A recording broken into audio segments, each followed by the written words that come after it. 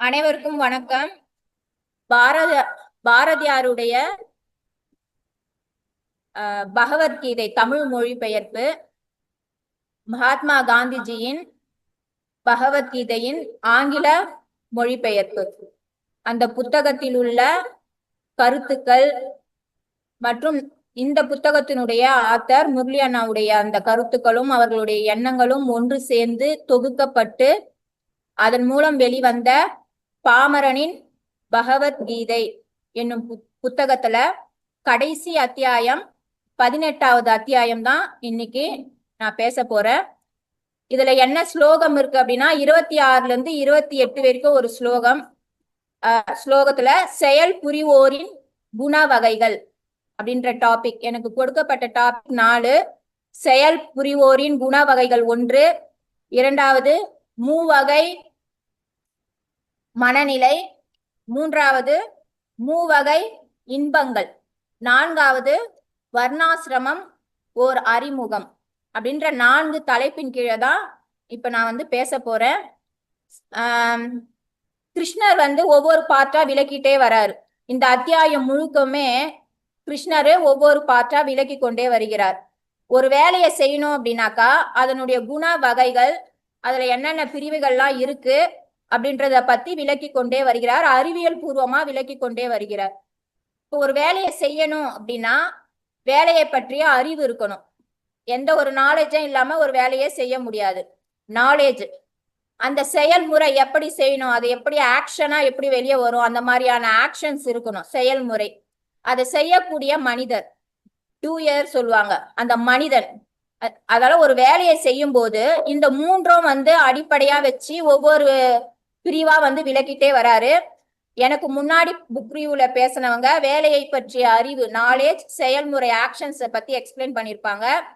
இப்போ நான் செயல் புரிவோரின் குண வகைகள், அதுல 3 வகையான குணங்களை பார்க்க போறோம். இந்த குணங்கள் ஆல்ரெடி இந்த புக்ல தொடக்கத்திலிருந்தே இந்த வேர்டெல்லாம் நீங்க நிறைய கேட்டிருப்பீங்க. என்னென்ன குணங்கள்னா சத்துவ குணம், ரஜோ குணம், தமோ குணம். இந்த குணங்களை நம்ம ஸ்டார்டிங்ல இருந்து நிறைய அந்த வேர்ட்ஸ் எல்லாம் நம்ம காதுல விழுந்துட்டே இருக்கு இல்லைங்களா, நல்ல மனப்பாடம் ஆயிருக்கும். சத்துவ குணம், ரஜோ குணம், தமோ குணம். அதாவது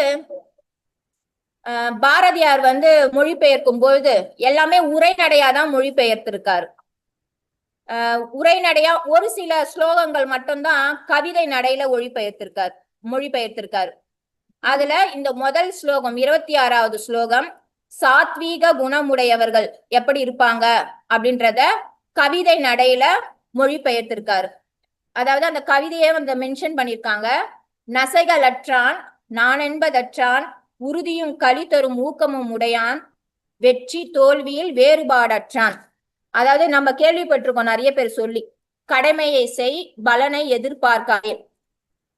எனக்கு ஒரு கடமை இருக்கு, எனக்கு ஒரு குறிக்கோள் இருக்கு, நான் ஒரு வேலையை செய்யணும் அப்படின்னா எந்த ஒரு பலனும் எதிர்பார்க்காம கடமை உணர்வுடன், அந்த பலனை எதிர்பார்க்காம முழு வேகத்துடன், சிறப்பா, முழு ஈடுபாட்டுடன் ஒரு வேலையை செய்வாங்க. அத்தகைய குணத்தினர் சாத்வீக குணத்தினர். அதாவது சிம்பிளா சொல்லணும்னா பலனை எதிர்பார்க்க மாட்டாங்க. எனக்கு கொடுக்கப்பட்ட வேலையை நான் சிறப்பா செய்யணும், முழு ஈடுபாட்டுடன் செய்யணும். வெற்றி தோல்வில 2வது பட்சம்தான். எனக்கு அதெல்லாம் கவலை கிடையாது. எனக்கு கொடுத்த வேலையை நான் கரெக்டா பர்ஃபெக்டா கடமை உணர்வுடன் செய்வேன் அப்படின்ற குணத்தினர் இருக்காங்க. அவங்க சாத்வீக குணத்தினர். நம்மளுக்கு எல்லாருக்கும் தெரிஞ்சிருக்கோம் ஜாலியன் வாலாபாக் படுகொலை, அந்த ஜெனரல் டயர். இப்போ அந்த ஜாலியன் வாலாபாக் அந்த பார்க்குள்ள எல்லாரும் கூடியிருக்காங்க, இந்திய மக்கள் கூடியிருக்காங்க நிறைய பேரு. அவருடைய அந்த ஜெனரல் டயருடைய நோக்கம், குறிக்கோள் என்னவா இருந்துச்சு? அங்க இருக்கவங்க எல்லாம் சுட்டு தள்ளணும், அவங்களெல்லாம் சாகடிக்கணும் அப்படின்றத மாதிரி தானே இருந்துச்சு. அப்போ ஒரு முழு ஈடுபாட்டுடன், உத்வேகத்துடன், ரொம்ப ஊக்கமா அவருடைய எடுத்துக்கொண்ட குறிக்கோளை அடைஞ்சிட்டாரா அடையலையா? அடைஞ்சிட்டாரு, எல்லாரையுமே சாகடிச்சிட்டாரு. அப்ப இவரை சாத்வீக குணத்தினர் சொல்லலாமா அப்படின்னா முடியாது. அதனால யார் ஒருவர் தன்னுடைய கடமையை முழு வேகத்துடன் நல்ல பலனை எதிர்பார்க்காம அந்த மாதிரி செய்யறவங்க சாத்வீக குணத்தினர் தான். ஆனா அதுலயும் நற்செயல்களா இருக்கணும். மற்றவங்களுக்கு தீங்கு விளைவிக்கக்கூடிய செயல்களை செய்யக்கூடாது. இவரை போய் பிரிட்டிஷ் சோல்ஜர்ஸை போய் நம்ம இவர்கள் சாத்வீக குணமுடையவர்கள் சொல்ல முடியாது. ஏன்னா அவங்களுடைய பேஷனா எது இருந்துச்சுன்னா அடிமை, நம்ம இந்தியர்களை அடிமைப்பட்டு வச்சிருக்கணும், அவங்கள வந்து மேலோங்கி வளர விடக்கூடாது, இந்த மாதிரிதான் அவங்களுடைய திங்கிங் மொத்தமே இருந்துச்சு. அப்ப அந்த பிரிட்டிஷ் சோல்ஜர்ஸ் இந்த மாதிரி ஜெனரல் டயர் அவர் எல்லாமே வந்து சாத்வீக குணத்தினரா அப்படின்னா கிடையாது. அதை நம்ம சொல்லக்கூடாது. ஏன்னா சாத்வீக குணத்தினர்னா நர்ஸ் செயல்கள்ல மட்டுமே ஈடுபடுவாங்க, தீய செயல்கள்ல அந்த எண்ணம் அவங்களுக்கு செல்லாது. அதனால அவங்கள போய் சாத்வீக குணத்தினர் நம்ம சொல்லக்கூடாது. சோ மகாத்மா காந்திஜி அவருடைய அந்த மொழிபெயர்ப்பின் போது அவர் அடிமைப்பட்டு கிடந்த அந்த இந்தியாவை பத்திய நிறைய எக்ஸாம்பிள் வந்து கொடுத்துதான் இந்த மாதிரி எக்ஸ்பிளைன் பண்ணியிருப்பாரு. ஏன்னா அவருடைய திங்கிங் மொத்தமே அப்ப இருந்த காலகட்டத்துல என்னமோ அதை வச்சுதான் அவர் வந்து மொழிபெயர்த்தார். ரெண்டாவது குணம் ரஜோ குணம். இவங்க எப்படி இருப்பாங்க அப்படின்னா மிகுந்த ஈடுபாட்டுடன் இருப்பாங்க, தன்னுடைய கடமையை சரிவர செய்வாங்க, ஆனா பலனை எதிர்பார்ப்பாங்க. நான் வந்து பர்ஃபெக்டா செய்யறேன், நான் இவ்வளவு செஞ்சிருக்கேன், நான் இதுக்கு மேலேயே என்னால செய்ய முடியும் அப்படின்றத செய்யறாங்க. ஆனா அதுல ஏதோ ஒரு அவங்களுக்கு பலன் கிடைக்கணும். பலன் கிடைக்கலன்னாக்கா அதை வந்து அவ்வளவு பர்ஃபெக்டா அவங்க செய்ய மாட்டாங்க. அதாவது பலனை எதிர்பார்த்து அந்த வேலையை செய்வாங்க. இவங்க ரஜோ குணத்தினர். இவங்களால வெற்றியை மட்டுமே அவங்களால சகிச்சுக்க முடியும், அதாவது உணர முடியும். தோல்வி அடைஞ்சிட்டா அப்படியே டோட்டலா டேமேஜ் ஆயிடுவாங்க. அதனால தோல்வியே இருக்கக்கூடாது, வெற்றி மட்டும்தான் இருக்கணும்னு நினைக்கிறவங்க, எனக்கு பகல் மட்டும்தான் இருக்கணும், இரவே தேவையில்லை, இருளே தேவையில்லைன்றவங்க, இன்பம் மட்டுமே என்னுடைய வாழ்க்கையில இருக்கணும், துன்பமே தேவையில்லை அப்படின்றவங்க தான் இந்த ரஜோ குணத்தினர். அதாவது பலனை எதிர்பார்ப்பாங்க, ஆனா தன்னுடைய வேலையை கரெக்டா செய்வாங்க, அவங்க ரஜோ குணத்தினர். வெற்றியை கண்டு குதிக்காதே, தோல்வியை கண்டு துவளாதே, அந்த மாதிரி நிறைய சொல்லி கேள்விப்பட்டிருக்கோம். ஆனா இந்த ரஜோ குணத்தினர் வெற்றி வந்துச்சுன்னா எக்ஸ்ட்ரீம் லெவல்ல ரொம்ப ஹாப்பி ஆயிடுவாங்க. ஆனா தோல்வி வந்துடுச்சுன்னா அதே எக்ஸ்ட்ரீம் லெவல்ல ரிட்டர்ன் பேக்ல சோர்ந்து போயிடுவாங்க. அடுத்த வேலை ஸ்டெப் அவங்களால எடுத்தே வைக்க முடியாது, அதை ஜீர்ணிச்சிக்கவே முடியாது. அந்த மாதிரி கேரக்டர் அவங்க வந்து ரஜோ குணத்தினர். மூன்றாவது தமோ குணத்தினர் அப்படின்னு சொல்றோம். இவங்க வந்து சோம்பேறின்னு சொல்லலாம். அதாவது பலன் மட்டும் எனக்கு வேணும், நான் வேலை எல்லாம் செய்ய மாட்டேன், எனக்கு வந்து வேலை செய்யறது பிடிக்காது, என் வேலையை எப்படி தட்டி கழிக்கலாம், யாருன்னா ஒரு வேலை கொடுக்குறாங்கன்னா அதை தட்டி கழிச்சுட்டு நாளைக்கு செய்யறேன், இல்ல அடுத்த நாள் செய்யறேன், இந்த வேலையை தனக்கு கொடுத்த வேலையை இன்னொரு கிட்ட கொடுத்து நீ செய்ய, அந்த மாதிரி தட்டி கழிச்சுட்டே இருப்பாங்க. அதை பர்ஃபெக்டா செய்யணும்னு எண்ணமே அது இருக்காது. பட் எக்ஸ்பெக்ட் பண்றது என்ன எதிர்ப்பாங்கன்னா எனக்கு நிறைய பலன் கிடைக்கணும், அவங்களுக்கு மற்றவங்களுக்கு என்ன கிடைச்சிருக்கோ அதே பலன் எனக்கும் கிடைக்கணும், ஆனா நான் வேலை மட்டும் பர்ஃபெக்டா செய்ய மாட்டேன், நான் செய்ய மாட்டேன். அந்த மாதிரி எண்ணம் உடையவர்கள் தமோ குணத்தினர். அது சிம்பிளா சொல்லணும்னா பலனை எதிர்பாராமல் தன்னுடைய வேலையை சிறப்பா செய்பவன் சாத்வீக குணத்தினன். பலனை எதிர்பார்த்து தன்னுடைய வேலையை செய்பவன் ரஜோ குணத்தினன். பலனை மட்டுமே எதிர்பார்த்து எந்த வேலையும் செய்யாதவன் தமோ குணத்தினன். 3 வகையான குணங்களை பத்தி சொல்லியிருக்கேன். அடுத்த தலைப்பு மூவகை மனநிலை. மூவகை குணங்களை பத்தி பார்த்தோம்.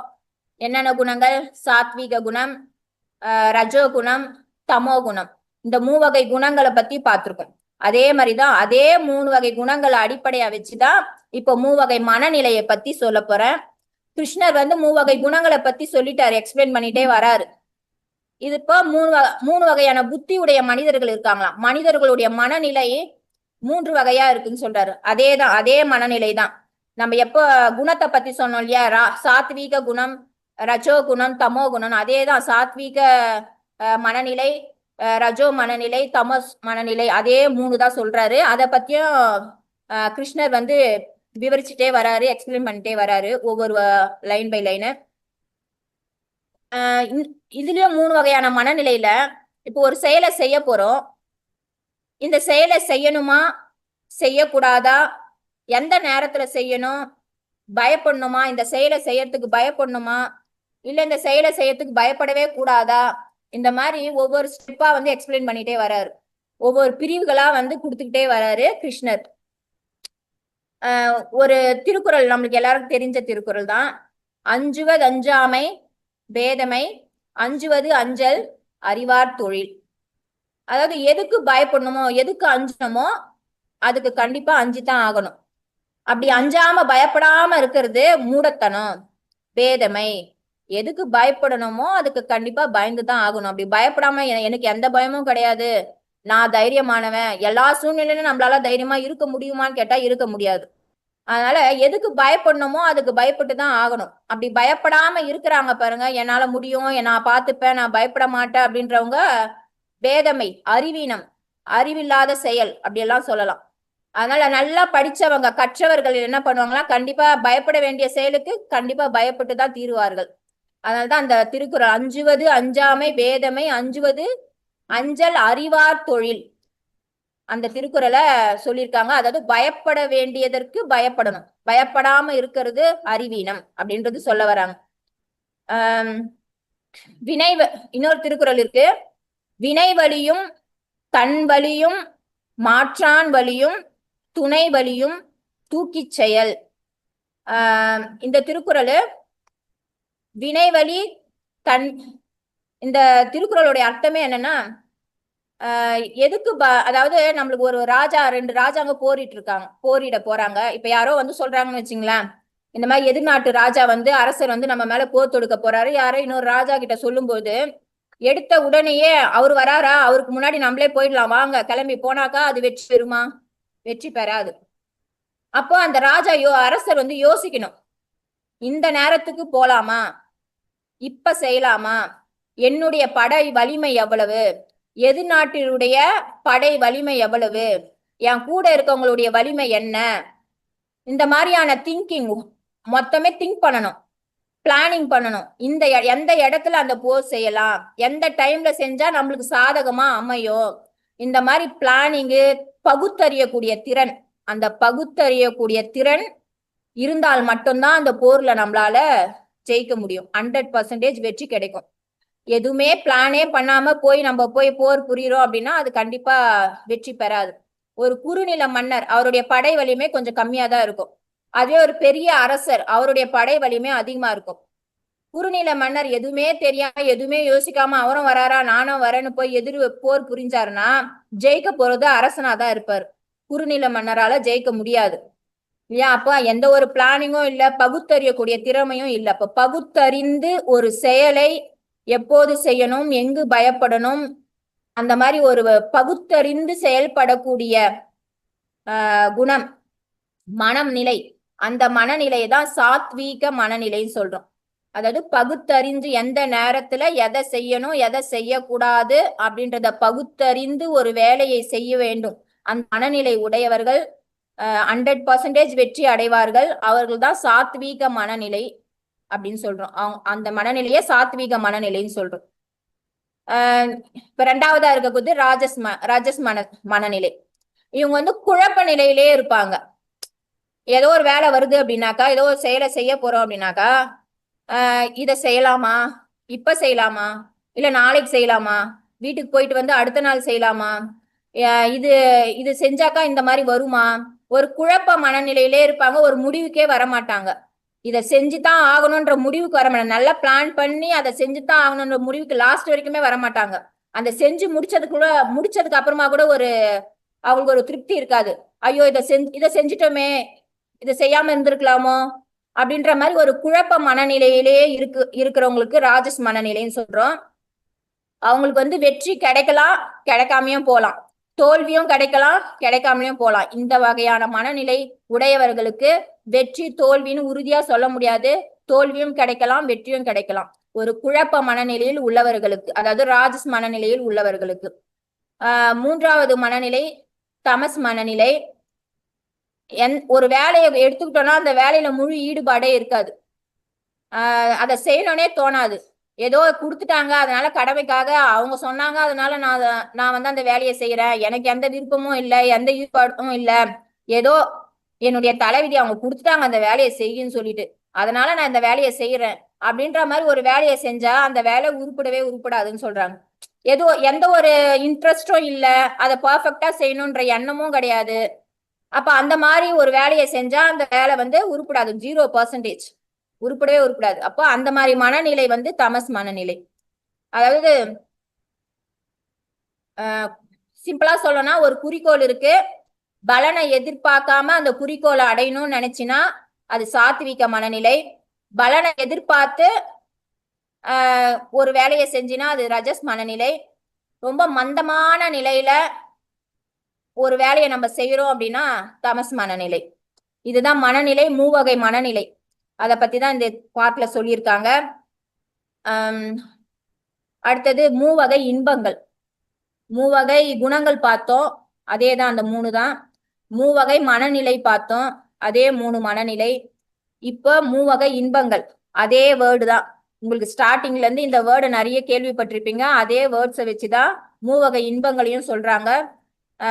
இந்த ஸ்லோகம் வந்து 36வது ஸ்லோகத்திலிருந்து 40வது ஸ்லோகம். இப்ப இதுக்கு முன்னாடி எல்லாம் பார்த்தது இந்த சத்வ, ரஜஸ், தமஸ் அடிப்படையில தான், இந்த 3 குணங்களோட அடிப்படையில தான் கிருஷ்ணர் வந்து ஒவ்வொன்னா எக்ஸ்பிளைன் பண்ணிட்டே வராரு. இப்போ இந்த இன்பத்தையும் அதே 3 அடிப்படையா வச்சுதான் எக்ஸ்பிளைன் பண்றாரு. ஏப்ரல் எண்டுல இருந்து மே மந்த் ஃபுல்லா லீவ் விடுறாங்க. ஜூன் 2ஆம் தேதி ஸ்கூல் திறக்க போறாங்கன்னு சொல்றாங்க. ஆனா ஜூன் 2 நிறைய பேரண்ட் புலம்புவாங்க, எப்பதான் ஸ்கூல் திறக்க போறாங்கன்னு. அப்ப பசங்க எல்லாமே லேட்டா தான் எழுந்துப்பாங்க லீவ் டைம்ல. ஜூன் 2 கொஞ்சம் சீக்கிரமா எழுந்துக்கணும், ஸ்கூலுக்கு கிளம்பணும், அந்த பரபரப்பெல்லாம் எல்லார் வீட்லயும் இருக்கும். பட் அன்னைக்குன்னு ஹெவி மழை பெஞ்சுதுன்னு வச்சுங்களேன், ஃபேமிலியே டிவி முன்னாடி காலைல 6 மணிக்கெல்லாம் உட்காந்துருவோம். அது உண்மைதான். ஏன்னா லீவ் விட போறாங்களா, அதுவும் நம்ம டிஸ்ட்ரிக்ட் விட போறாங்களா, வேற டிஸ்ட்ரிக்ட் விட்டுட்டாங்களே, நம்ம டிஸ்ட்ரிக்ட் இன்னும் விடலையே அப்படின்னு பேரண்ட்ஸோட சேர்ந்து பசங்களும் காலையில 6 மணிக்கெல்லாம் உட்காந்துருவோம். இது வந்து மறுக்க முடியாதது, எல்லாருமே இந்த பண்ணுவோம். அப்போ 1.5 மாசம் நம்ம லீவ்ல ஹாப்பியா தான் இருக்கோம். அது முடிச்சுட்டு ஸ்கூலுக்கு போனா கூட நம்மளுக்கு கஷ்டமா இருக்கு. அதை வந்து நம்ம வந்து ஒரு துன்பமா தான் நினைக்கிறோம். நம்மனா பசங்களையும் சொல்ற ஸ்டூடெண்ட்ஸ். அப்போ குழந்தைங்களுடைய மனநிலை எப்படி இருக்கு? வீட்டுல போனாலும் படி படின்றாங்க, ஸ்கூலுக்கு போனாலும் படி படின்றாங்க அப்படின்ற ஒரு டார்ச்சர், இந்த ஸ்ட்ரெஸ். இப்ப காலையில சொன்னாங்க யோகா இதுல, இப்ப பரவலா பேசப்பட்டு வருகின்ற வேர்ட்ஸ் எல்லாம் torture, stress, over stress. LKG குழந்தை கூட சொல்லுது ஸ்ட்ரெஸ்ஸா இருக்கு அப்படின்னுது. எல்கேஜி குழந்தை கூட சொல்லுது டார்ச்சர் பண்றாங்க ஸ்கூல்ல அப்படின்னு சொல்லுது. இல்லையா? அதெல்லாம் கேள்விப்படுறோம். அந்த டார்ச்சர் என்ற அந்த வேர்ட் வந்து நிறைய நம்ம கேள்விப்படுறோம், பசங்க வாயில இருந்து வருது இல்லையா? அப்ப எப்ப பார்த்தாலும் படி படி படின்னு சொல்றீங்களே, டார்ச்சரா இருக்கு. ஆனா வந்து ஏதோ டீச்சர் சொல்றாங்க கேட்டுதான் ஆகணும், அம்மா சொல்றாங்க கேட்டுதான் ஆகணும்ன்றதுக்காக ஒரு சில குழந்தைகள் படிப்பாங்கல்ல. திட்டினா கூட அவங்க டார்ச்சரா அதை ஃபீல் பண்ணா கூட நம்ம படிக்கணும்னு எண்ணம் வந்து அதை படிக்கிறாங்க. ஆனா சந்தோஷமா படிக்கல, இன்பமா படிக்கல, ஏதோ சொல்றாங்களேன்றதுக்காக படிக்கிறாங்க. அப்போ அந்த மாதிரியான குழந்தைங்க இப்ப ரொம்ப கஷ்டப்பட்டு தான் படிக்கிறாங்க. ஆனா அவங்க எல்லாம் காலேஜ் எல்லாம் முடிச்சுட்டு நல்ல வேலை கிடைக்கும் போது, நல்ல மார்க் எடுத்து நல்ல வேலை கிடைக்கும் போது, அவங்க கை நிறைய சம்பாதிக்கும் போது, அவங்களுடைய வாழ்க்கையில பாதி பார்த்து அவங்க இன்பமா தானே இருக்கும். அப்ப நினைச்சு பார்க்கும்போது அந்த குழந்தைக்கு நம்ம ஸ்டார்டிங்ல இப்படி கஷ்டப்பட்டோமே படிக்கிறதுக்கே, இப்படி படிச்சதுனாலதான் இப்ப நம்ம எப்படி இருக்கோம், நல்ல நிலைமையில இருக்கோம் அப்படின்னு அந்த குழந்தை உணருதுல. அந்த இன்பம், அந்த மாதிரியான இன்பம், அத வந்து சாத்வீக இன்பம் சொல்றோம். அதாவது ஸ்டார்டிங்ல வேப்பங்காயா வந்து கசக்கும், ஸ்டார்டிங்ல வேப்பங்காயா கசக்கும். அது போக போக பேரிச்சம்பழம் போல வாழ்க்கையில பாதி கடலை தாண்டினதுக்கு அப்புறமா பேரிச்சம்பழம் போல இனிக்கும். ஸ்டார்டிங்ல கசக்கிற செயல் பிற்காலத்துல இனிமையா மாறும் பொழுது அந்த இன்பம் கிடைக்குதுல, அதுதான் சாத்வீக இன்பம் அப்படின்னு சொல்றோம். இதுல வந்து சொல்லியிருக்காங்க பகவத்கீதை, அது கூட அப்படிதான். பகவத்கீதை ஒரு சிலர் பிடிக்கவே பிடிக்காது. இப்ப சொற்பொழிவுலா இட்டுன்னு போய் உட்கார வச்சாங்க அப்படின்னா, ஐயோயோ எட்டுன்னு வந்து இங்க உட்கார வச்சுட்டாங்களே அப்படின்ற மாதிரி மனநிலையே தான் அதை காதுல கேட்கணும்னு தோணும். இல்ல இந்த புக்கை கொடுத்து பகவத்கீதையை கொடுத்து படின்னு சொன்னாலும் அவங்களுக்கு விருப்பம் இல்லை. ஆனா படிச்சுதான் ஆகணும்னு ஒரு சில பேரண்ட்ஸோட கட்டாயத்துல படிக்கவும் செய்வாங்க. அப்ப விருப்பம் இல்லை. ஆனா அது உள்ள போக போக பகவத்கீதையுடைய உள்ள அந்த கருத்துக்கள் தம் மனதுல உள்ள போக போக நம்ம மனதுல ஒரு அமைதி ஏற்படும், நம்மளுடைய மனம் வந்து தெளிவு பெறும், அது ஒரு இன்பம் கிடைக்கும். நம்ம கரெக்டா இருக்கோம், நம்ம ஹாப்பியா இருக்கோம்னு ஒரு இன்ப நிலை வரும், நிம்மதி கிடைக்கும் பாருங்க, அந்த இன்பம். அது போலதான் சாத்வீக், அந்த இன்பத்தை தான் சாத்வீக இன்பம் சொல்றோம். அது தொடக்கத்துல இன்பத்தை தியாகம் செஞ்சுட்டாக்கா வாழ்க்கை முழுக்க நம்ம இன்பத்தை அனுபவிக்கலாம். அந்த மாதிரியான இன்பம் சாத்வீக இன்பம். இப்ப நம்ம விருப்பப்படாமையே பேரண்ட்ஸோடைய கட்டாயம், டீச்சர்ஸோடைய கட்டாயம், அதனால படிக்கிறோம். விருப்பப்படாமையே படிக்கிறோம். ஆனா நம்ம விரும்பி அந்த மாதிரி படிச்சாக்கா இன்னும் எந்த நிலைமையில இன்னும் இன்பம் அதிகமா டபுளா கூட கிடைக்கலாம் சான்ஸ் இருக்கு. நம்ம விருப்பப்படாமலேயே கை நிறைய சம்பாதிக்கும் போது அந்த ஒரு இன்பம் வருதுல, அப்ப நம்ம விரும்பி படிச்சிருந்தா, விரும்பி எல்லா செயலும் செய்திருந்தா இன்னும் இன்பம் பெருசா கிடைச்சிருக்குமோ அப்படின்ற மாதிரியும் சொல்லியிருக்காங்க. முன்னாடி விஷமா இருந்தது பின்னாடி அமிர்தமா மாறுச்சுன்னா அது சாத்வீக இன்பம். முன்னாடி விஷமா இருந்தது பின்னாடி அமிர்தமா மாறுச்சுன்னா அது சாத்வீக இன்பம். இப்போ அப்பாவும் சொல்றாங்க அம்மாவும் சொல்றாங்க. ரெண்டாவது இன்பத்துக்கு வந்துட்டேன். அப்பாவும் சொல்றாங்க அம்மாவும் சொல்றாங்க டீச்சர்ஸும் சொல்றாங்க படி படி படின்னு.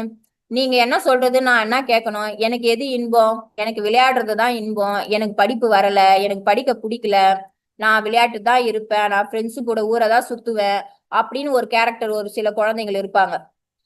அந்த வகையான குழந்தைகள் ரஜஸ் அந்த இன்பம் சொல்றான். அந்த இன்பம் அதாவது ஸ்டார்டிங்ல நீ என்னதான் சொன்னாலும் வேணாம், என் இன்பம் தான் பெருசு, நான் பின்னாடி எல்லாம் யோசிக்கல, ஃபியூச்சரை பத்தி நான் யோசிக்கல, இப்பத்திக்கு நான் இன்பமா இருக்கேன், நான் இப்ப படிக்கல, நான் இப்ப சந்தோஷமா இருக்கேன். ஆனா அவன் ஒரு ஸ்டேஜ் தாண்டி லைஃப்ல உடைய ஃபர்ஸ்ட் ஸ்டேஜ்ல அடி எடுத்து வைக்கும் போது அவனால சம்பாதிக்க முடியல, 4 பேர் முன்னாடி அவனால சரியா வாழ முடியலன்னா அப்ப கஷ்டப்படுவான் பாருங்க. அப்ப அவனுக்கு தெரியும் நம்ம ஸ்டார்டிங்ல இன்பமா ரொம்ப சந்தோஷமா இருந்துட்டோம், இப்ப கஷ்டப்படுறோன்றது தெரியும். அப்போ ஸ்டார்டிங்ல இன்பமா தெரிஞ்சிருக்கோம், ஆனா வாழ்க்கை முழுக்க அந்த இன்பமே இல்லாம போயிடும். அத்தகையான இன்பம் ராஜஸ் இன்பம். முன்பு இன்பமா தெரிஞ்சது வாழ்க்கை முழுவதும் துயரமா மாறின இன்பம் ராஜஸ் இன்பம். இந்த தமஸ் இன்பம் சொல்லுவாங்க மூன்றாவது இன்பம். அவங்க லைஃப் ஃபுல்லாவே இன்பமே அவங்களுடைய எட்டா கனியா இருக்கலாம். அதாவது சின்ன சின்ன ஆசையில இன்பம் வச்சிருப்பாங்க. மத்தவங்க பொருளை திருடுறது, மத்தவங்களை அடிக்கிறது, மத்தவங்களை திட்டுறது, இதுல இன்பம் வச்சிருப்பாங்க. யாருன்னா ஒருத்தர் அழுதா, ஒரு பொருளை காணன்னு ஒருத்தர் அழுதாக்கா அந்த பொருளை எடுத்து வச்சிருப்பா, அழுதாக்கா அந்த அவன் அழுகுறதுல தனக்கு ஒரு இன்பம் கிடைக்கும். அந்த மாதிரி இன்பத்தை தமஸ் இன்பம் சொல்லுவோம். நிறைய பேர் அந்த படத்துல கூட ஏதோ ஒரு படத்துல பார்த்திருப்பீங்க, மத்தவங்க மத்தவங்க அவங்க வீட்டுல இறந்துட்டாங்க அப்படின்னா அந்த அழுகைய பார்த்து இவனுக்கு அப்படியே அப்படியே ஹாப்பியா இருக்கும், அப்படியே உலகையே மறந்துடுவாரு. அந்த மாதிரி மத்தவங்களுடைய கஷ்டத்துல துயரத்துல தான் இன்பம் காண்றது, திருடுறது, பொய் சொல்றது, தர்மத்திற்கு எதிராக நடக்கிறது, அதெல்லாம் அப்பத்திக்கு மட்டும் தான் இன்பம். அந்த ஒரு நாள் செய்யறாங்கன்னா அந்த ஒரு நாள் தான் இன்பமா இருக்கும், அடுத்த நாளும் துயரமா இருக்கும், அந்த வாழ்க்கை முழுக்கமே துயரமா இருக்கும். அது தமஸ் இன்பம். இது வரைக்கும் மூன்று மூன்று இன்பங்கள் மூன்றா பிரிச்சு பிரிச்சு சொல்லிட்டு இருந்தாரு. முதல் 3 குண வகைகள், அடுத்தது 3 மனநிலை, அடுத்தது 3 இன்பங்கள். இப்ப கடைசியா இருக்கக்கூடியது அதாவது வர்ணாசிரமம் ஒரு அறிமுகம் அப்படின்ற தலைப்புல இருக்கு.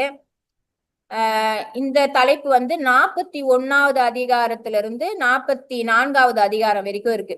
பட் அந்த அதிகாரத்துக்கு அந்த ஸ்லோகத்துக்குள்ள போறதுக்கு முன்னாடி மக்கள் தவறுதலா நிறைய விஷயங்களை புரிஞ்சிட்டு இருக்காங்க, அதை தெளிவுபடுத்தணும்ன்றதுக்காக இந்த புத்தகத்தினுடைய ஆத்தர் அதை தெளிவுபடுத்துறதுக்காக ஒரு டாபிக் வச்சிருக்காரு. அந்த ஸ்லோகத்துக்கு போறதுக்கு முன்னாடி இந்த டாபிக்கை வச்சிருக்காரு. ஏன்னா அந்த ஸ்லோகத்துல அதை பத்தி நிறைய கருத்துக்கள் சொல்லியிருக்காங்க, மக்களுக்கு புரியல அப்படின்னா அதனால அதை எக்ஸ்பிளைன் பண்றாரு. அதனால வர்ணாசிரமம் ஒரு அறிமுகம் அப்படின்ற டாபிக்.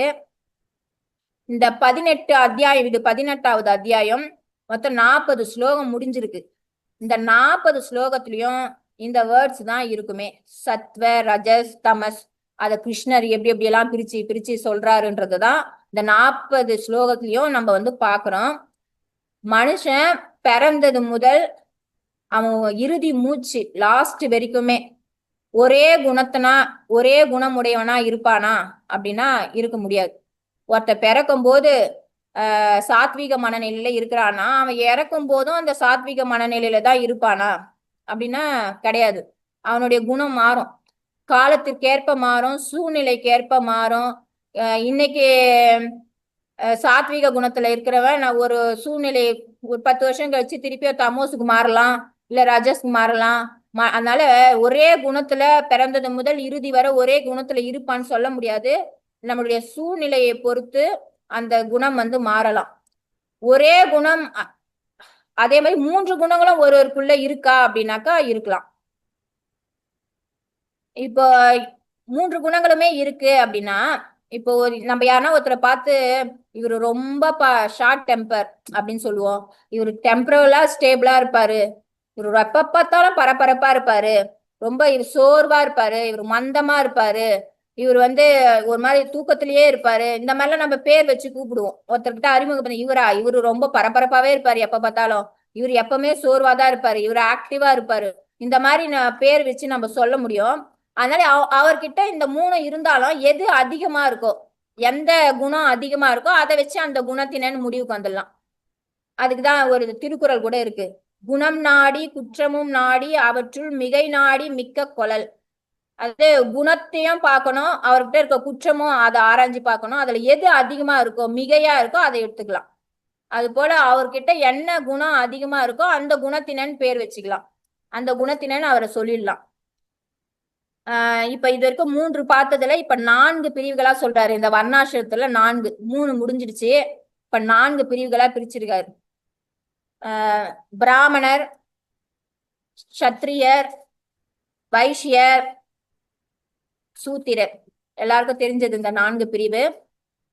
இந்த 4 பிரிவுகளை பத்தியும் கிருஷ்ணர் வந்து சொல்லியிருக்காரு. அதாவது ஒரு இருக்கு, சாது வர்ணம் மயா சிஷ்டம். சாது வர்ணம்னா மனிதனுடைய பிரிவுகள், வர்ணம் 4 பிரிவுகள். மயானா என்னால், சிஷ்டம்னா படைக்கப்படுறது. இவர் வந்து இந்த பகவத்கீதையில கிருஷ்ணர் சொல்லிட்டாராம், இந்த 4 பிரிவுகளையும். எந்த பிரிவுகள்? இந்த பிராமணர், சத்திரிய, வைஷ்ய, சூத்திரர், இந்த 4 பிரிவுகளையும் யார் வந்து உருவாக்கணும் தான் படைச்சதுன்னா நான் தான் படைச்சேன் அப்படின்னு யார் சொல்லிட்டாருன்னா கிருஷ்ணர் சொல்லிட்டார். பட் சொல்லிட்டு முடிச்சிட்டாரு. ஆனா இது வரைக்கும், இந்திய தேதி வரைக்கும் ஒரு கடவுளே இந்த மாதிரி மனுஷனை 4ஆ பிரிக்கலாமா, ஒரு கடவுளே இந்த மாதிரி 4 பிரிவுகளை வச்சு மனிதனை பிரிக்கலாமா அப்படின்ற ஒரு இதுவுக்கு வந்து உள்ளாயிட்டாரு. அந்த மாதிரி ஆயிடுச்சு. காலங்கள் போக போக கடவுளே பிரிச்சுட்டாரு, கடவுளே பிரிச்சுட்டாரு, எல்லாரும் ஓரினோம் எல்லாரும் ஓரினோம் சொல்றோம், ஆனா இவரே 4ஆ தானே பிரிச்சிருக்காரு அப்படின்னு எல்லாரும் இது வரைக்கும் நினைச்சிட்டு இருக்காங்க. அதனால அதுக்குள்ளார போறதுக்கு முன்னாடிதான் இந்த புத்தகத்தினுடைய ஆத்தர் அதை தெளிவுபடுத்தணுன்றதுக்காக இந்த பகுதியை வச்சிருக்காரு. அதாவது அவர் அந்த மாதிரி சொல்லல, அதுக்கப்புறம் நல்லா நம்ம படிச்சு பார்த்தா தெரியும். இந்த 4 வர்ணங்களையும் பிறப்பின் அடிப்படையில அவர் வந்து பிரிக்கல, தொழிலோட அடிப்படையில அவங்க என்னென்ன தொழில் செய்யறாங்களோ அந்த தொழிலோட அடிப்படையில தான் அவர் பிரிச்சிருக்காரு. அந்த தொழில் குணம், ஒரு மனிதனுடைய குணத்தின் அடிப்படையிலும் அவனுடைய தொழிலோட அடிப்படையிலும் தான் அதை பிரிச்சிருக்காரு. ஆனா தவறுதலாக நம்ம தான் வந்து என்ன பண்ணிருக்கோம் அப்படின்னா, பிறப்பின் அடிப்படையில அவர் பிரிச்சுட்டாருன்றத அவரை பிளேம் பண்ணிட்டே இருக்கோம் கிருஷ்ணரை. சரிங்களா? இப்போ ஒரு எக்ஸாம்பிள் சொன்னா, ஒரு டாக்டர் இருக்காரு, அவருடைய குழந்தை, அவங்களோட வீட்டுல 2 குழந்தை இருந்தா அவங்க என்ன நினைப்பாங்க, அவங்களுடைய குழந்தைய டாக்டர் ஆகணும்னு நினைப்பாங்க. ஒரு என்ஜினியரு, அவர் என்ஜினியர்னா அவருடைய பையனும் என்ஜினியர் ஆகணும்னு ஆசைப்படுவாரு. ஒரு ஆடிட்டரு, அவருடைய குழந்தையும் பசங்களும் ஆடிட்டர் ஆகணும்னு ஆசைப்படுவாங்க. அப்போ ஆசைப்படுவாங்க, ஆயிடுவாங்க, ஆகுவாங்க, என்ஜினியரும் ஆயிடுவாங்க, அந்த மாதிரி ஆக முடியும். ஆனா அதற்கேற்ற நம்ம படிப்பை படிச்சா மட்டும்தானே அது ஆக முடியும். இப்ப எங்க அப்பா டாக்டரு நானும் டாக்டர்னு போர்டு மாட்டிக்க முடியுமா? எங்க அப்பா டீச்சரு நானும் டீச்சர்னு என் பக்கத்துல போட்டுக்க முடியுமா? முடியாது. படிக்கணும், படிச்சு எக்ஸாம்ல பாஸ் ஆகணும். அப்போ ஒவ்வொரு பிரிவுக்கும் ஒரு தகுதின்னு ஒண்ணு இருக்கு, ஒரு வரையறைன்னு ஒண்ணு இருக்கு, ஒரு சிஸ்டம்னு ஒண்ணு இருக்கு. இன்ஜினியர் ஆகணும்னா அந்த ஜேஇ எழுதணும், அந்த ரூல்ஸ் இருக்கு. டாக்டர் ஆகணும்னா நீட் எக்ஸாம் எழுதணும்னு இருக்கு. அதெல்லாம் பாஸ் ஆனாதான் நம்மளால அந்த தொழில வர முடியும். அப்போ அப்பா டாக்டர் நானும் டாக்டர்னு மெடிக்கல் ஷாப் வச்சுட்டேன்னா, ஹாஸ்பிட்டல் வச்சுட்டேன்னா முடிஞ்சதுக்கா. அதனால இப்போ இந்த இடத்துல எக்ஸாம்பிள் சொல்றாரு, அவருடைய லைஃபையே சொல்றாரு. முரளியனாக்கு வந்து 3 பசங்க, எல்லாருக்கும் தெரியும். அதுல பெரிய பையன் வந்து அவரும் அதே போல சாஃப்ட்வேர் இன்ஜினியர் தான் படிச்சிருக்காரு, கொஞ்ச நாள் வேலை செஞ்சிருக்காரு. பட் அவருடைய பேஷன் அது இல்லைன்னு வெளியே வந்துட்டு இப்ப ஸ்டாண்டப் காமெடியனா இருக்காரு. அவங்க 2 ட்வின்ஸ் பசங்களும் ஒருத்தர் லாயரா இருக்காங்க, ஒருத்தர் வந்து டிஜிட்டல் மார்க்கெட்டிங்ல இருக்காங்க. ஆனா முருகனுக்கு தெரிஞ்சது என்னது? இன்ஜினியரிங். அதை பத்தி தெரியும். ஏன்னா அவர் ஒரு சாஃப்ட்வேர் இன்ஜினியர். அந்த லைன்ல எப்படி போகலாம், என்ன எக்ஸாம் எழுதணும், எப்படி பண்ணலான்றது அவருக்கு தெரியும். அவர் கைட் பண்ணுவாரு. அதை ஏத்துக்கிறதும் ஏத்துக்காததும் பசங்களுடைய விருப்பம். அத அதே லைன்ல போறதும் அவருடைய விருப்பம். இல்ல அந்த லைன் வேணாம், வேற லைனை சூஸ் பண்றேன்னே அவங்களுடைய விருப்பம் இல்லையா? யாரும் கம்பல் பண்ணி அந்த லைன்ல வர வைக்க முடியாது.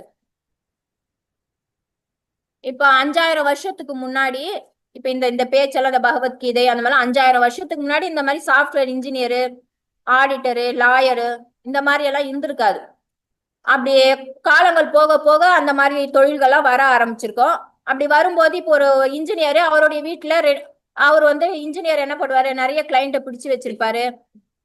டாக்டர் என்ன பண்ணுவாரு, நிறைய பேஷண்ட், நிறைய பெரிய ஹாஸ்பிட்டலா கட்டியிருப்பாரு. இப்ப அவருக்கு அப்புறம் அவங்க பையன் டாக்டர் இருந்தா தானே அந்த ஹாஸ்பிட்டலை ரன் பண்ண முடியும். ஒரு ஆடிட்டர் நிறைய கிளைண்ட் பிடிச்சு வச்சிருப்பாரு. இப்ப அவரு ஒரு நல்ல ஒரு ஹை லெவல்ல இருக்காரு, அவருக்கு நிறைய பேர் தெரியும், அவர் நல்ல நிலைமையில இருக்காருன்னா அதை அப்படியே தான் பையனுக்கு ஒப்படைக்கணும்னா அவங்க பையன் ஆடிட்டர் படிக்கணும். அப்ப அந்த கிளைண்ட் எப்படியோ அவங்க பையனுக்கிட்ட கொடுத்துருவாரு. அப்ப அவருடைய தொழிலை வந்து அதை பெருக்கிட்டே போகணுன்றதுக்காக மட்டும்தான் அவங்க வந்து அந்த மாதிரி நினைப்பாங்க. ஆனா அப்படி நினைச்ச உடனே ஆயிட முடியாது. அதுலயும் எக்ஸாம் இருக்கு, அதுலயும் பாஸ் ஆகணும். அது அந்த தகுதியை நிறைவு செஞ்சாதான் அவங்க அந்த நிலைமைக்கு வர முடியும். இப்போ காலங்கள் கடக்க கடக்க என்ன பண்ணுவாங்க, இப்போ ஒரு டீச்சருடைய பையன் இல்ல பொண்ணு யாருன்னா ஒருத்தர் டீச்சரா இருந்திருப்பாங்க. அவங்களுக்கு அடுத்த தலைமுறை டீச்சரா இருந்திருப்பாங்க. அதுக்கு அடுத்த முறை ஏதோ ஒரு ஆள் டீச்சரா இருந்திருப்பாங்க. இந்த மாதிரி ஒவ்வொரு தலைமுறையில யாருன்னா ஒருத்தர் டீச்சரா இருந்திருப்பாங்க. அப்ப வந்து அது எப்படியா மாறிடுச்சுன்னா இவங்க டீச்சர் ஜாதி. ஒரு இன்ஜினியரு, அவங்களுக்கு 4 பசங்க இருந்தா ஒரு பையன் இன்ஜினியரா இருப்பான். அந்த இன்ஜினியர் பையன் வீட்டுல யாருன்னா ஒருத்தர் இன்ஜினியரா இருப்பாங்க. அப்ப இவங்க காலங்காலமா இவங்க வீட்டுல எல்லாருமே இன்ஜினியர் வேலைதான் செய்யறாங்கன்னே அப்ப எப்படியும் மாறிடலாம், இன்ஜினியர் ஜாதி. அப்போ இது வந்து இப்ப வந்ததுதான், பிறப்பால வந்தது கிடையாது. அடுத்த தலைமுறையில அதை படிப்பை தொடர்றதுனால இவங்க இன்ஜினியர் ஜாதி, இவங்க ஆடிட்டர் ஜாதி. அப்ப அதுன்றது ஒரு பிரிவு தான். அதை நம்ம தவறுதலா வந்து புரிஞ்சிட்டு இருக்கோம். இப்ப பிராமணர் எடுத்துக்கிறோம். இப்ப பிராமணர்னா என்னன்னா வேதம் படிக்கணும், வேதத்தை போதிக்கணும் மத்தவங்களுக்கு. அந்த மாதிரி அப்ப பிராமணரா இருக்கிறதுக்கான தகுதி என்னன்னு கேட்டீங்கன்னா படிப்பு என்னங்கன்னா அந்த வேதம் படிக்கணும். இப்ப பிராமணரோட பையன் பிராமணராவும் ஆகலாம், பிராமணர் ஆகாமலும் இருக்கலாம். ஏன்னா வேதத்தை படிச்சவங்க மட்டும்தான் பிராமணர். அவங்க பையன் வேதத்தை படிக்காம வேற ஏதாவது ஒரு படிப்பை செலக்ட் பண்ணின்னு போனான்னா அப்ப அவர் பிராமணர் கிடையாது, அவங்க பிராமணர் கிடையாது. பிராமணரோட பையன் பிராமணரா இருக்கணும்னா அதே வேதத்தை அவங்க படிச்சு அதுல வரணும், அப்பதான் அவங்க பிராமணரா இருக்க முடியும். அப்போ ஒவ்வொரு பிரிவுக்கும் ஒரு ஒரு குணம் இருக்கு, அந்த குணத்தை நிறைவு செஞ்சாதான் அந்த பிரிவினர் நம்ம சொல்ல முடியும். இப்போ ஒரு டாக்டரோட பையன், ஒரு பிராமணரோட பையன் பிராமணன் ஆகணும்னா வேதம் படிக்கணும். ஆனா எனக்கு வேதம் படிக்க விருப்பம் இல்லை அப்படின்ட்டு ராணுவத்துல போய் சேர்றான்னு வச்சுங்களேன். அப்ப ராணுவத்துல போய் சேர்ந்தானா அவன் சத்திரியன். அப்ப பிரிவு மாறுபடலாம். அப்ப இந்த பிரிவு வந்தது பிறப்பால் வந்த பிரிவு இல்ல, தொழிலால் வந்த பிரிவு. அவன் வந்து வேதத்தை படிச்சானா பிராமணரு, வேதத்தை படிக்காம நீ வந்து வேற தொழில போற அப்படின்னா ராணுவத்துல போய் போர் புரியுற அப்படின்னா அவன் சத்து. அப்ப பிரிவு மாறுபடலாம். பிரிவு ஒரே பிரிவு தான், பிறந்ததுல இருந்து இறப்பு வரைக்கும் இவன் ஒரே பிரிவு தான் அப்படின்னாக்கா அந்த அந்த மாதிரி கிடையாது, மாறலாம். பிரிவு வந்து மாறுபடலாம். இந்த பிரிவுகள்ல உயர்ந்தவன் தாழ்ந்தவெல்லாம் கிடையாது. எனக்கு வந்து டாக்டர் மட்டுமே போதும் இந்த உலகத்துல, இன்ஜினியர் தேவையில்லை, ஆடிட்டர் தேவையில்லைன்னா அப்படின்னு சொல்ல முடியாதுல்ல, எல்லாருமே தான் தேவை. அது போல பிராமணர்கள் மட்டும் இருக்கலாம், இல்ல பிராமணர்கள் மட்டும்தான் உயர்ந்தவர்கள், சத்திரியர்களும் அவங்களோட தாழ்ந்தவர்கள் அப்படிலாம் இல்லை. எப்படி நீங்க டாக்டர் இன்ஜினியரோ அதே போல பிராமணர் சத்திரியர் அவங்க ஒரு பிரிவு, தொழிலால அவங்க ஒரு இவங்களும் அதே மாதிரி பிரிவை சார்ந்தவங்க தான். இவங்க பிறப்பால வந்தவர்கள் அல்ல. இவங்க தாழ்ந்தவர்கள், இவர்கள் உயர்ந்தவர்கள் அந்த மாதிரி எண்ணமும் அதுக்கப்புறமா இப்ப வர வரதான் அந்த மாதிரி எண்ணங்கள் வந்து இருக்கக்காண்டி கிருஷ்ணருடைய சொல்லும் போதெல்லாம் அந்த அந்த மாதிரி எண்ணம் வந்து இல்ல, அவருடைய மனதிலையும் இல்ல. அவர் பிறப்பால் சொல்லல, இந்த மாதிரி தொழிலாளதான் அவர் பிரிச்சு சொல்லியிருக்காரு. அதனால தொழில்கள்ல உயர்ந்தவர்கள் தாழ்ந்தவர்கள் அப்படிலாம் கிடையாது, எல்லாருமே ஓர் இனம்தான். கடைசி இந்த 4 அத்தியாயம் முடிஞ்சிடுச்சு எனக்கு. சாரி, 18வது அத்தியாயத்துல இந்த 4 பார்ட் முடிஞ்சிடுச்சு. இறுதியா என்ன சொல்ல வரேன்னா, நம்மளும் ஆசிரியர்கள் இல்லாமலும் இருப்பாங்க. இப்ப ஆன்லைன்ல இருக்கவங்க எல்லாம் ஏதோ ஒரு விதத்துல நம்ம ஆசிரியர்களா இருக்கலாம். நம்ம பசங்களுக்கு சொல்லி தரும்போது நம்ம ஆசிரியர்களா இருக்கலாம். அதனால எல்லாருமே ஆசிரியர்கள் எண்ணத்துல சொல்றேன்.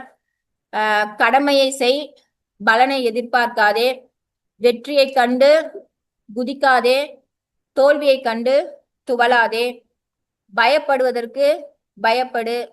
தொடக்கத்தில் படி படி படி என்று சொல்றது துன்பமா தான் இருக்கும். அந்த படின்னு சொல்றது துன்பமா இருந்தாலும் நம்மளுடைய வாழ்க்கை படிக்கட்டுல இன்பமா மாத்தணும் அப்படின்னாக்கா வாழ்க்கை எப்பவுமே வாழ்க்கை படிக்கட்டுகள் இன்பமா அமையும். அத்தகைய இன்பத்தை பற்றி கொள்ளணும். பிராமணர், சத்திரியன், வைசியன், சூத்திரர் இப்படி எல்லாம் பிறப்பால் வந்தது அல்ல, தொழிலால் வந்ததுதான் அப்படின்றத நம்மளுடைய மாணவர்களுக்கு நாம் சொல்லிக் கொடுப்போம். வாய்ப்பு அளித்தமைக்கு நன்றி. முடிஞ்சா மேம்? முடிஞ்சிச்சு. கமெண்ட் சொல்றவங்க சொல்லலாம் மேம். மேம் நாங்க அம்பத்தூர் சென்டர்ல இருந்து பேசுறோம் மேம். ஹலோ சொல்லுங்க மேம்.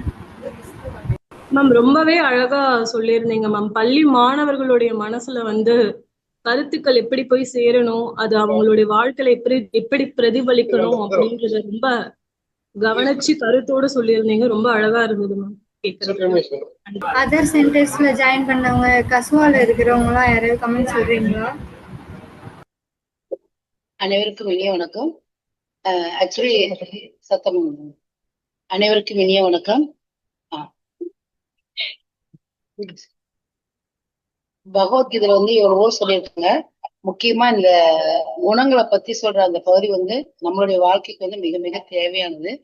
அந்த குணங்களையும் அந்த குணத்தின் மூலமா நம்மளுடைய அந்த மனோநிலை அதை எப்படி பண்ணிட்டா அது மூலமா எப்படி இன்பங்களை நம்ம அனுபவிக்கணும் அப்படிங்கறது ரொம்ப அழகா சொன்னாங்க மிஸ்.